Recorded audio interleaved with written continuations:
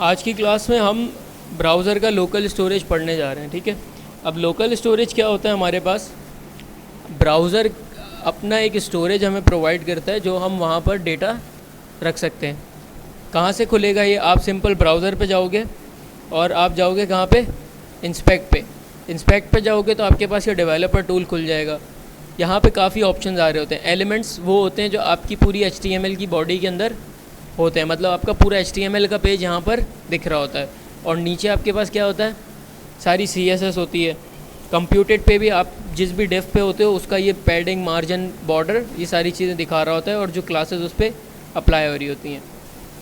फिर layout, event listeners और Dom break points वगैरह है। अच्छा, यहाँ पर हमारे पास कंसोल आ जाता है। यहाँ सोर्सेज में क्या होता है? हमारी सारी फाइल्स और एसेट्स प्रोजेक्ट के। अगर आप इससे आगे बढ़ते हो तो आपके पास आता है नेटवर्क पे हमारे पास सारी API कॉल्स दिख रही होती हैं।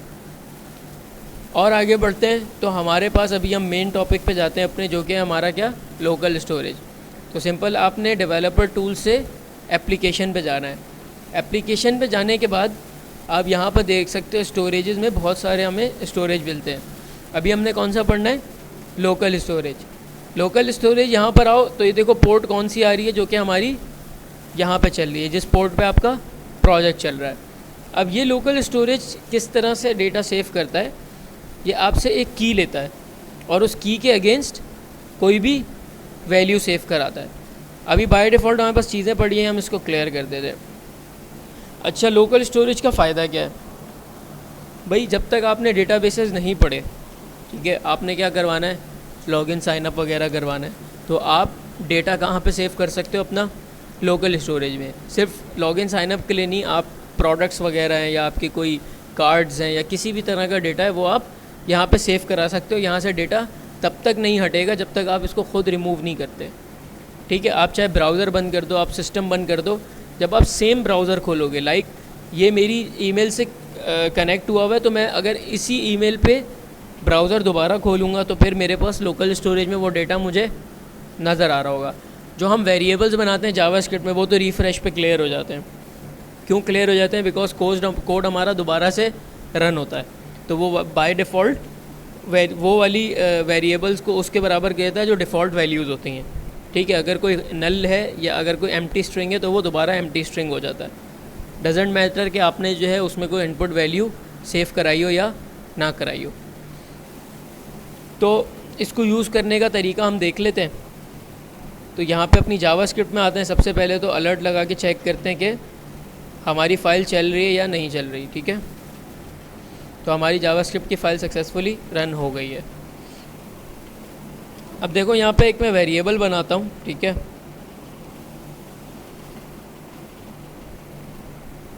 और वेरिएबल ले लेते हैं यूज़र नेम, और यहाँ पर कोई भी यूज़र नेम दे देते हैं। मैं यहाँ पर आता हूँ। हमें यूज़ करने का तरीका क्या है? आप सिंपल लिखो विंडो डॉट लोकल स्टोरेज। ठीक है, अब विंडो डॉट लोकल स्टोरेज आपको दो चीज़ें देता है, मतलब कि दो मेथड देता है। या तो आप आइटम सेट करा सकते हो या आइटम गेट करवा सकते हो। तो सेट कराने के लिए आपके पास क्या होगा? आपने लगाया डॉट सेट आइटम।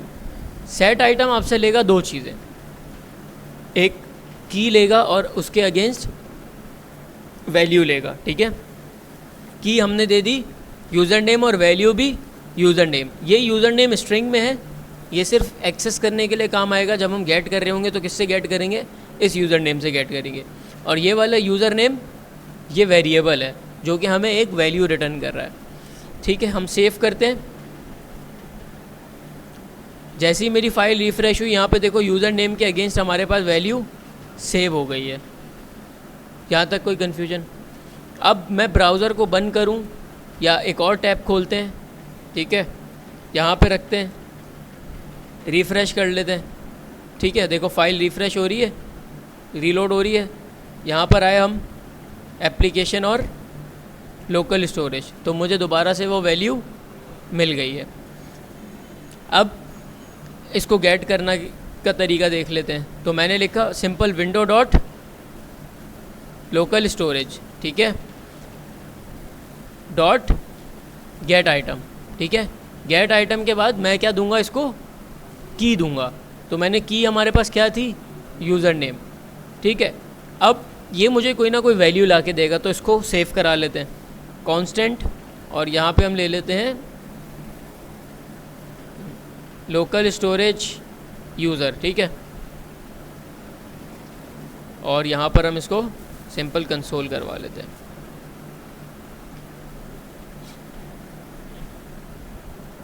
कंसोल पे गए, मिल गया मुझे, ठीक है। अच्छा, अब यहाँ पर एक चीज़ है, अभी तो हमने सिंपल क्या करवाया है, स्ट्रिंग सेव कराए, लेकिन अगर हम कोई ऑब्जेक्ट या फिर एरे सेव कराते हैं तो हम डायरेक्टली सेट उसको नहीं करवाते, उसमें हमें एक स्टेप फर्दर करना पड़ता है। वो क्या होता है, आप यहाँ पर आए, आपने लिखा वेरिएबल यूज़र ऑब्जेक्ट, ठीक है। आपने नेम दे दिया, आपने एज दे दिया और आपने ईमेल दे दी,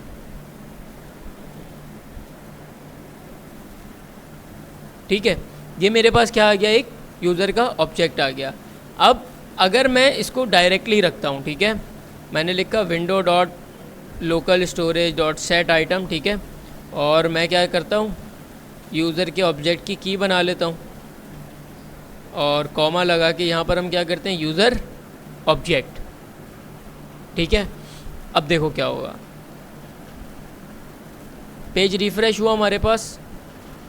हम यहाँ पे चलते हैं लोकल स्टोरेज पे, एप्लीकेशन लोकल स्टोरेज, क्या मिला यहाँ पे मुझे, ऑब्जेक्ट, मतलब हमारे पास वैल्यू सही सेव नहीं हुई। तो अब यहाँ पर इसी को गेट करके देखते हैं, ठीक है। यहाँ पर मैंने क्या करा, मैंने लिखा कांस्टेंट ls, मतलब local storage user object is equal to window dot local storage dot get item, और आइटम की आईडी दे दी मैंने, और इसको क्या करा दिया, कंसोल। तो देखो मेरे क्या मिला, ऑब्जेक्ट मिल गया। इसी तरह अगर मैं यहाँ पर कीज़ को सेम रखते हैं अपनी, ठीक है, ताकि बार बार चेंज ना करना पड़े, यूज़र ऑब्जेक्ट के नाम से ही हम एरे बना देते हैं, ठीक है। और इसको करते हैं यहाँ पर सेम चीज़ रख देते हैं, ठीक है ना।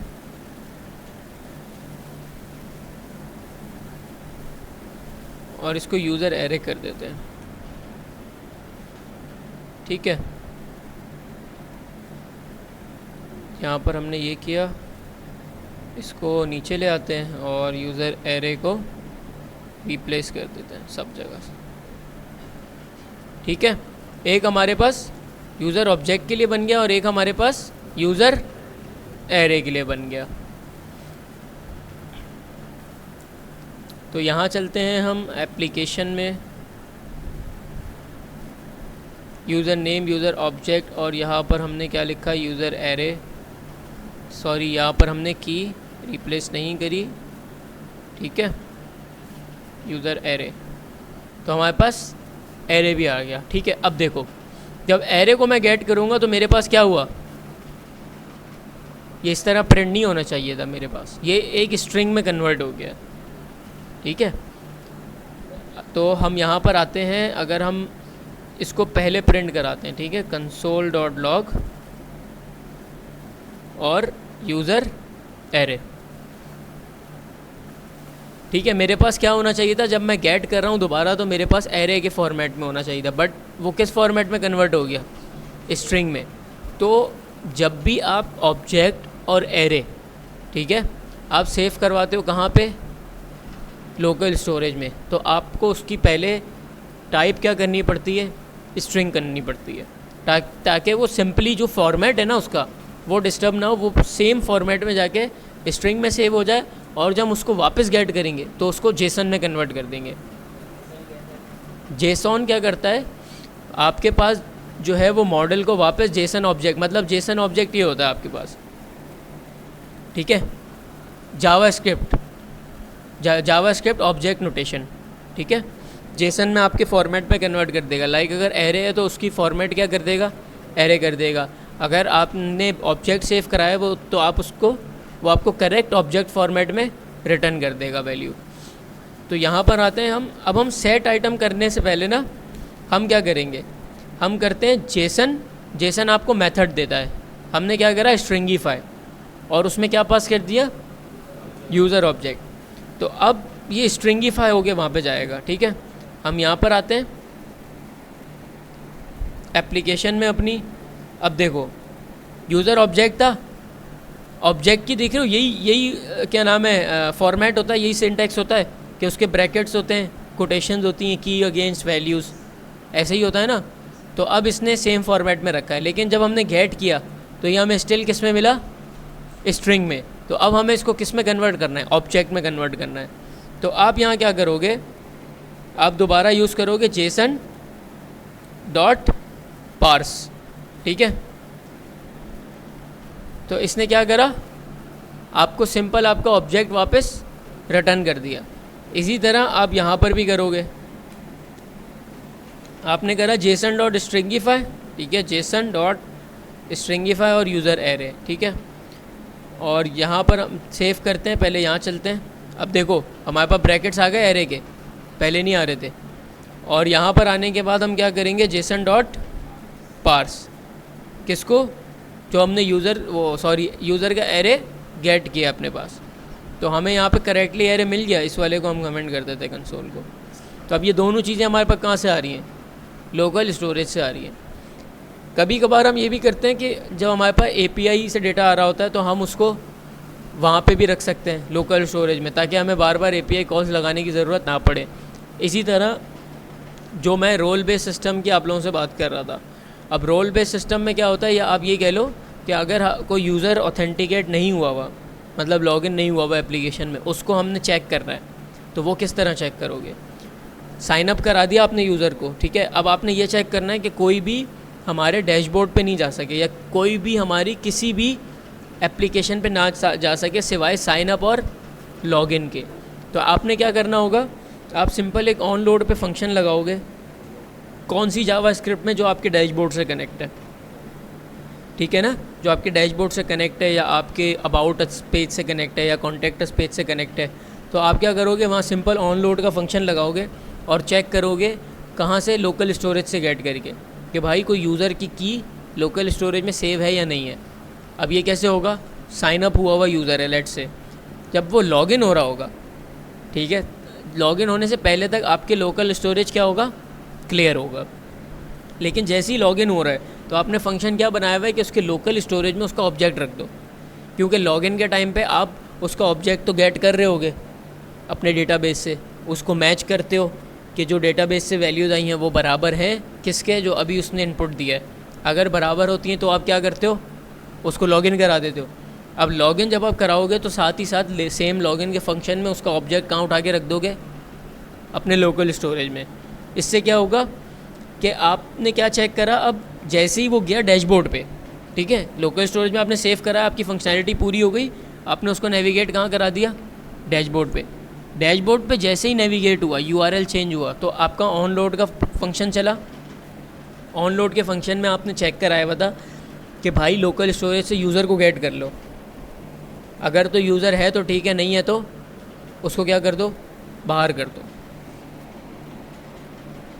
जैसे कि एक छोटा सा डेमो देख लेते हैं हम एक काम करते हैं, यहाँ पे बनाते हैं होम डॉट जावास्क्रिप्ट और हम बनाते हैं होम डॉट HTML, ठीक है।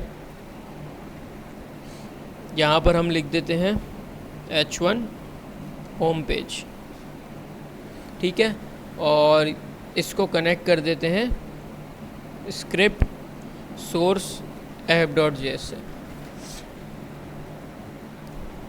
यहाँ पर आते हैं, सॉरी app.js से नहीं होगा, ये होगा home.js से। अलर्ट करवाते हैं। अच्छा, अब यहाँ पर हम पाथ चेंज करते हैं, होम। क्या हुआ, होम पेज पे आ गया। अब मैं चाह रहा हूँ कि भाई जब तक यूज़र लॉगिन ना हो तो होम पेज पे वो नहीं आना चाहिए, ठीक है। तो अब ये वैलिडेशंस कैसे लगाते हैं, हमने लिखा सिंपल, यहाँ पर आए हम और हमने जब भी होम पेज चलेगा हमने क्या लगाना है, एक फंक्शन लगाना है। तो हमने लिखा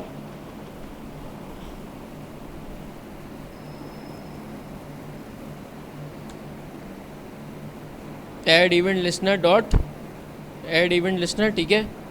और ये चलेगा किस पे, ऑन लोड पे, ठीक है। अच्छा, ऑन लोड पे हमारे पास एक फंक्शन चलेगा जो कि हमने करवा दिया इसको होम पेज लोडेड, ठीक है। अच्छा, यहाँ पे हमें एरर मिल रहा है। एरर क्यों मिल रहा है भाई? क्योंकि हमने इसको ब्रैकेट को क्लोज नहीं किया, ठीक है। तो यहाँ पर आते हैं हम, हमारे पास ऐड इवेंट लिस्नर, एक सेकेंड, यहाँ पर हम चलते हैं page load function on load.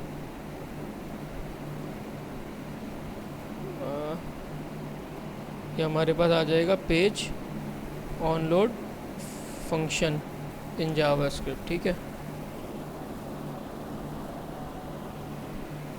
हमारे पास होगा विंडो डॉट ऑन लोड, ठीक है। या हम यहाँ पे क्या लगा सकते हैं, document dot add event listener. तो हम यहाँ लगा देते हैं document dot add event listener और यहाँ पर चलते हैं, रिफ़्रेश करते हैं। अच्छा, यहाँ पर हमें कोई एरर भी नहीं मिल रहा। एक काम करते हैं, हम यूज़ कर लेते हैं क्या, विंडो डॉट ऑन लोड, ठीक है। विंडो डॉट ऑन लोड और इसको कंसोल करवा देते हैं। हमारे पास ऑन लोड पे एक फंक्शन चला। अब देखो यहाँ पर हम क्या करते हैं, इसको रिमूव करते हैं कोड को। अब मैंने क्या करना है, यहाँ पर एक चेक लगाना है। मैं कहता हूँ let user equal to local storage dot get item user object, ठीक है। मैंने यूज़र का ऑब्जेक्ट गेट किया। अब मैं कहता हूँ अगर आपको यूज़र मिल जाए, ठीक है, तो क्या कर दो, आप एक काम करो, डॉक्यूमेंट, सॉरी इसमें लिखते हैं डॉक्यूमेंट, अरे भाई इसमें करो आप डॉक्यूमेंट डॉट राइट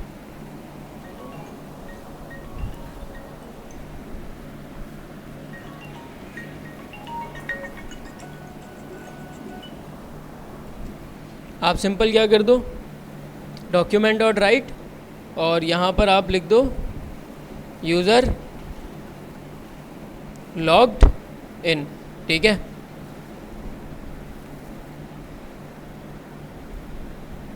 क्या आ गया हमारे पास, यूज़र लॉग्ड इन। लेकिन मैंने क्या, अब देखो इसको दिस यहाँ पर हटाते हैं,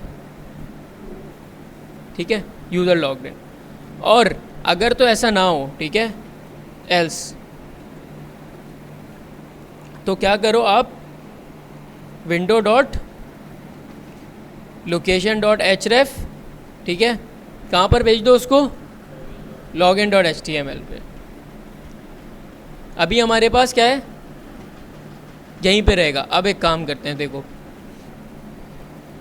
एप्लीकेशन में आते हैं अपनी, ठीक है, और यहाँ से इसको क्या करते हैं, क्लियर कर देते हैं। अब देखो पेज रिफ़्रेश करते हैं, login dot html not found, हमने लॉगिन कर दिया। यहाँ पर हमारे पास क्या है, इंडेक्स डॉट html। इसको रिफ़्रेश करते हैं और यहाँ पे हमारे पास आ जाएगा इंडेक्स डॉट html। ये बात समझ आई? अब देखो दोबारा से समझते हैं। हम यहाँ पर इसको मज़ीद समझने के लिए ना एक बटन बना देते हैं, बटन, और इसका नाम करते हैं क्या, लॉगिन, ठीक है। और ये ऑन क्लिक पे क्या चलाएगा हमारा, ये चलाएगा लॉगिन यूज़र, ठीक है। लॉगिन यूज़र का हम यहाँ फंक्शन बना लेते हैं app.js में, const login user equal to, ठीक है, ये हमारा एरो फंक्शन बन गया। अब बात समझना गौर से, ठीक है।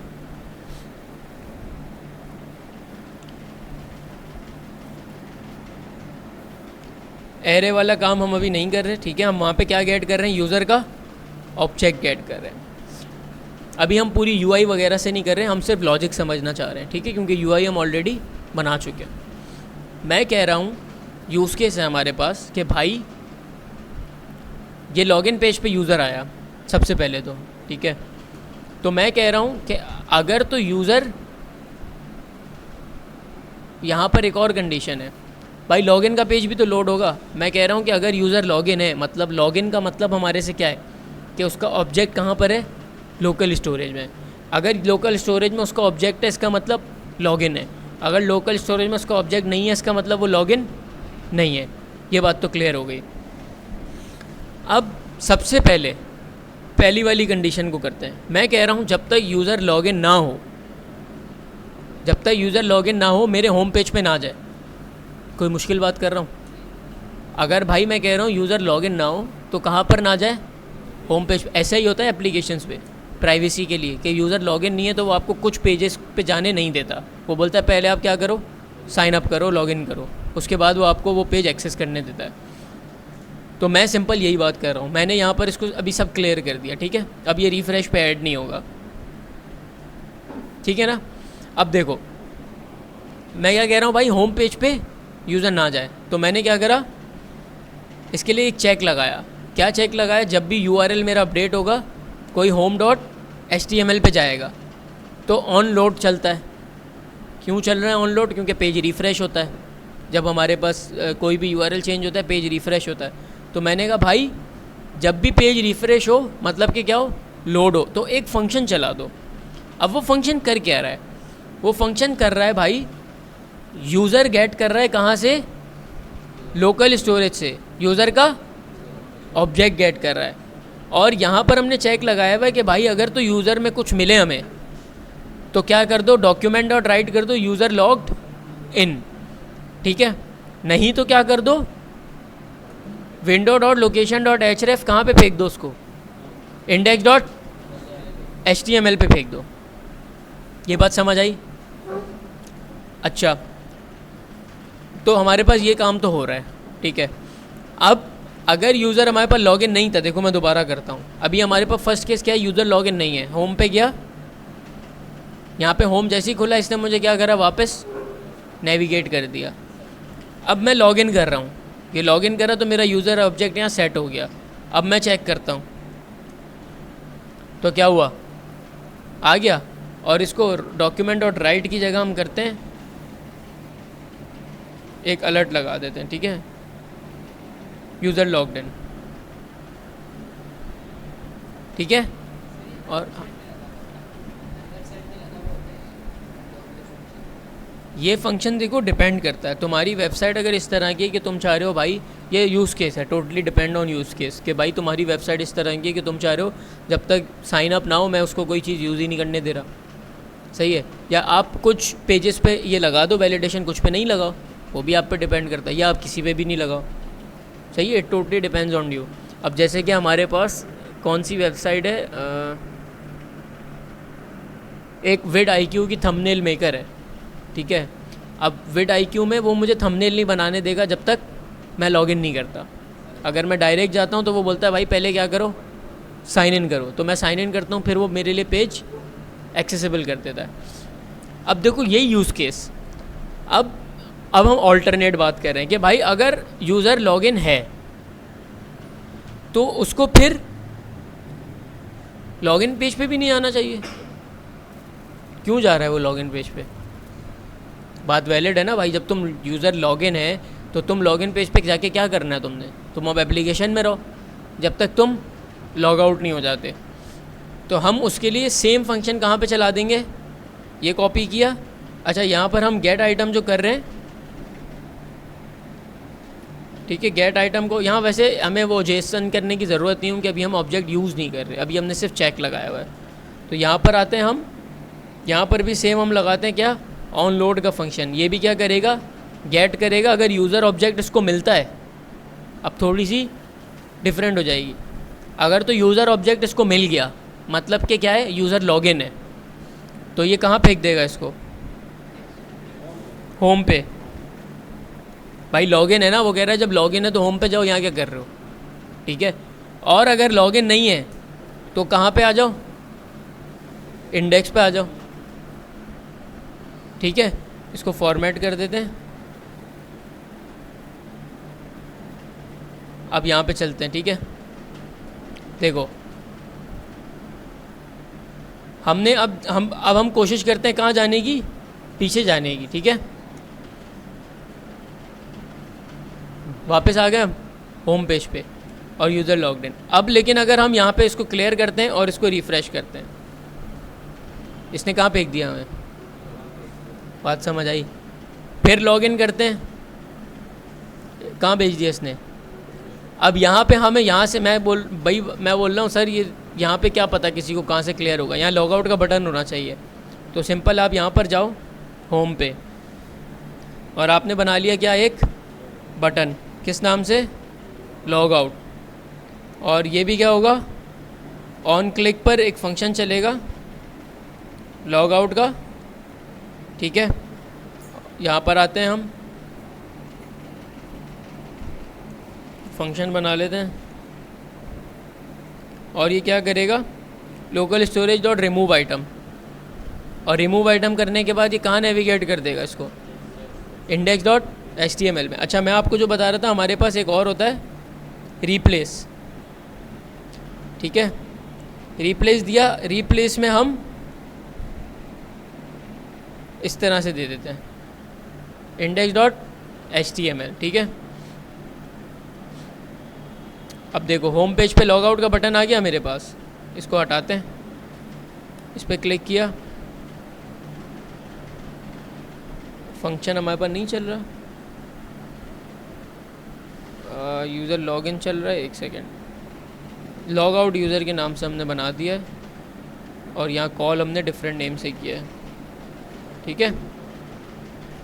अब देखो लॉग आउट पे क्लिक किया, इसने कहाँ नेविगेट कर दिया, ठीक है। अब देखो लेकिन ये क्या हुआ,